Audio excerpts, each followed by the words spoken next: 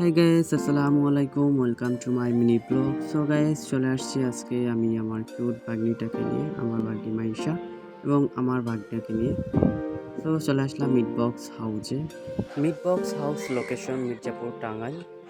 Mirzapur SK Pilot High স্কুলের গেটে আসলেই আপনি মিটবক্স হাউসটি দেখতে পাবেন।